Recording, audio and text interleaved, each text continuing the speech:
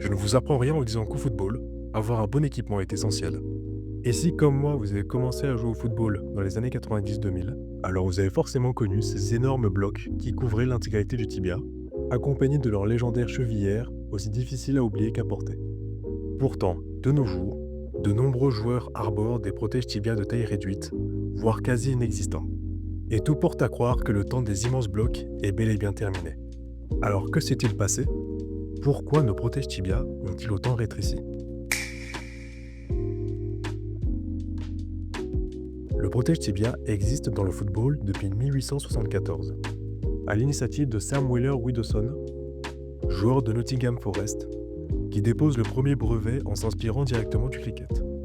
Boudé pendant des décennies, il ne possède que très peu d'intérêt aux yeux des footballeurs de l'époque. En effet, le football était alors perçu comme un sport d'artiste, où la liberté de mouvement primait sur la protection. Comme pour beaucoup de choses, le football est un sport en évolution constante. À partir des années 80, le football devient plus athlétique, plus physique, plus rugueux. Les tacles glissés se multiplient. Il suffit d'une intervention en retard ou de crampons qui dérapent pour augmenter le risque de blessure. C'est finalement en 1990 que la FIFA finit par sévir.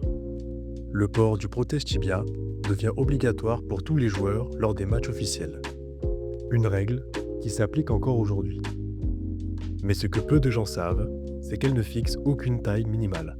En effet, le règlement stipule simplement qu'il incombe aux joueurs de porter des protèges tibia adéquats et d'une taille appropriée.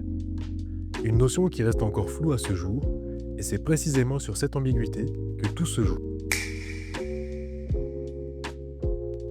Il y a deux raisons principales à cela.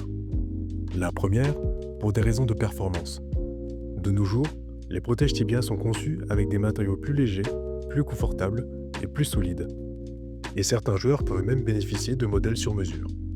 Résultat, ils offrent la même protection que les armures des années 90, tout en étant plus légers et moins volumineux.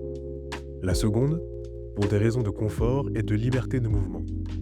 Un protège tibia volumineux et ses sangles viennent compresser le mollet, limiter la circulation sanguine et gêner la flexion de la cheville. Ici, l'objectif est de minimiser les contraintes physiques tout en conservant une sensation de liberté totale, comme évoqué précédemment. C'est aussi cette même logique qui pousse aujourd'hui les joueurs à trouer l'arrière de leurs chaussettes. Quoi qu'il en soit, le protège tibia a suivi l'évolution du football.